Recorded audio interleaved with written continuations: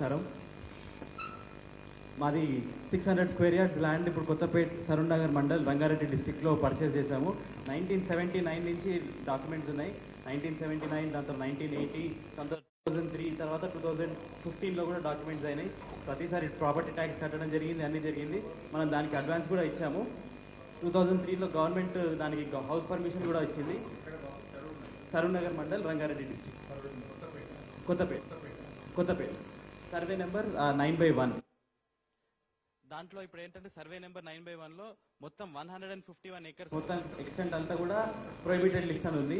ఇప్పుడు దాంట్లో జనావాసాలు ఆల్రెడీ ఇప్పుడు ఒక మొత్తం అంతా కూడా జనావాసాలే ఉన్నాయి.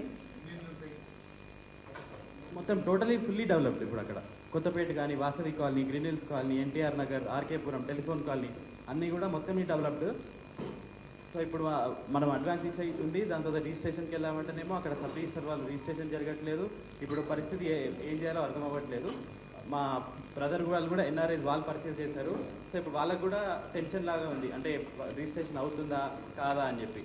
మా దగ్గర సబ్ రిజిస్టర్ ఆఫీస్ సరూర్ నగర్లో కూడా లాస్ట్ 8 days నుంచి ఒక్క రిజిస్ట్రేషన్ కూడా కాలేదన్నట్టంట.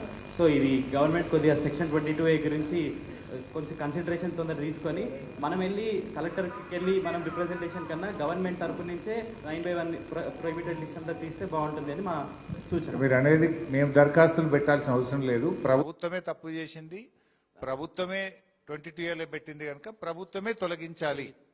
ప్రజలను ఆఫీసుల చుట్టూ తిప్పొద్దు, దరఖాస్తుల పేరు మీద వేధించొద్దు అని మీరు చెప్పదలుచుకున్నారు.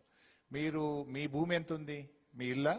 మనం పర్చేస్ చేస్తున్నాం సార్. ఒక 600 గజాలు మనం పర్చేస్ చేస్తాం. నువ్వు కొంటున్నావు, పేమెంట్ చేసినావా? అవును, పేమెంట్ చేసినాం. ఎంత పేమెంట్ చేసినావు? మనం 1 crore దాకా పేమెంట్ చేసినాం సార్. ల్యాండ్ ఓనర్ కి మనం పే చేస్తాం. రిజిస్ట్రేషన్ ఆఫీస్ కు పోతే ఏమంటున్నారు?